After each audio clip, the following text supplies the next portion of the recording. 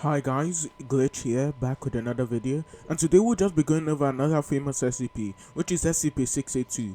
Before the video starts, please remember to like and subscribe, and let's get into it. Let's get all of that corny stuff out of the way. SCP-682 is described as a large, vaguely reptilian-like creature of unknown origin. It is said to be extremely intelligent and was observed to engage in complex communication with SCP-079 during their limited time of exposure. If you do not know what SCP-079 is, I'll be linking his SCP file down below in the description. And yeah, but its intelligence is not one of the main reasons as to why it's so feared. But its intelligence is all factors into why it's been able to escape containment so many times. But we'll just go into why it's so strong soon. SCP-682 appears to have a hatred of all living things and wants people like you and I dead for the simple crime of living, I guess. The reason for its hate are unknown, but when confronted about its murders, this is what it had to say. Now why did you kill those farmers?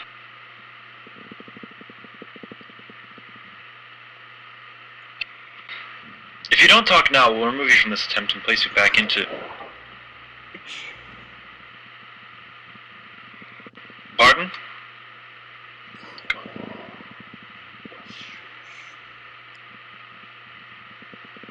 Speak up. Move the mic up closer.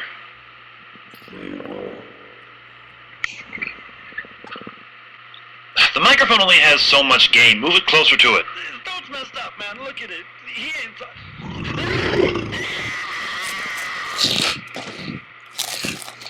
They were disgusting.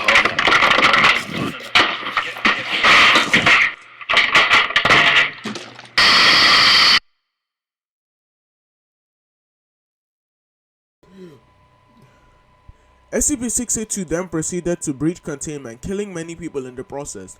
In total, SCP-682 has breached containment well above 6 times. In its special containment procedures, it said SCP-682 must be destroyed as soon as possible. At this time, no means available to SCP teams are capable of destroying SCP-682, only able to cause massive physical damage. SCP-682 should be contained within a 5 by 5 by 5 meter chamber with 25 cm reinforced acid resistant steel plate lining all inside surfaces. The containment chamber should be filled with hydrochloric acid until SCP-682 has been submerged or incapacitated. Any attempts of 682 to move, speak, or breach containment should be reacted to quickly with full force as called for by the circumstances.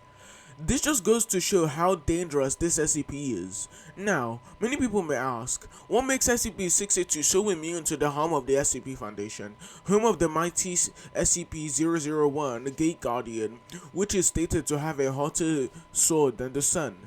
Well, to answer your question, this is due to the simple fact that SCP-682 has the ability to passively evolve to any stimuli. For example, if you stab SCP-682, it will regenerate. Note, its regeneration has shown no limits thus far, and then adapt to be able to become stab-proof. The adaptation does not tend to be permanent, hence why gunfire seems to be an effective method. Before some of you ask, why they drop a nuke on it? 1. Not only would that be wasting valuable resources, and it may also risk the SCP Foundation being revealed to the world. I'd also like you to take into account that it could adapt to a nuke and become essentially uncontainable. Before we get into the first failed attempt, I'll just give you a brief explanation of what SCP-409 is. It's basically an object that turns other things into crystals. But yeah, let's start. SCP-682 requests to know what it's been exposed to. Crystallization begins, spreading much slower than normal. SCP-682 shows signs of extreme pain and begins having seizures, doesn't matter. Crystallization stops at 62% conversion. Crystallized area explodes, causing massive physical trauma to SCP-682.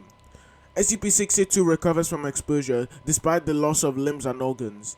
SCP-682 begins regeneration, stating it will attempt to kill and consume any staff involved in the event SCP-682-E18. I don't know why I started that item. One ordinary human child. Drug to cancel extreme emotional reaction. So they are testing out children to see if the children would quell SCP-682's hatred for humanity.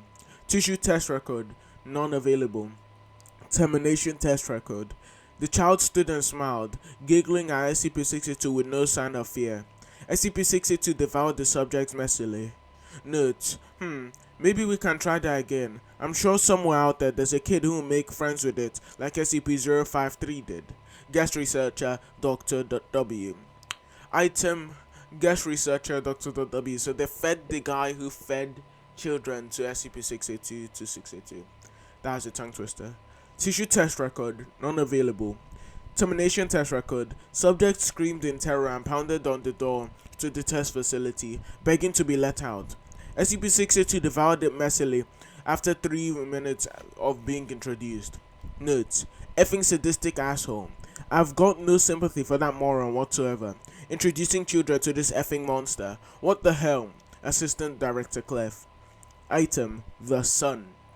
Tissue test record, non-available. Termination test record. SCP-682 was restrained in a cage that was placed into a Foundation rocket. The rocket was successfully launched with a trajectory aimed at the sun.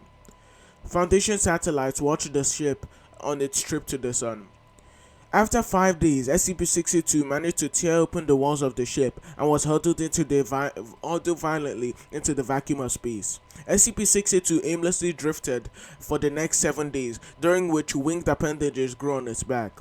These appendages grew to have a wingspan of a kilometer. When fully grown, SCP-682 seemed to use the solar winds to steer itself back to Earth. Note, SCP-682 survived for a total of 28 days in the vacuum of space.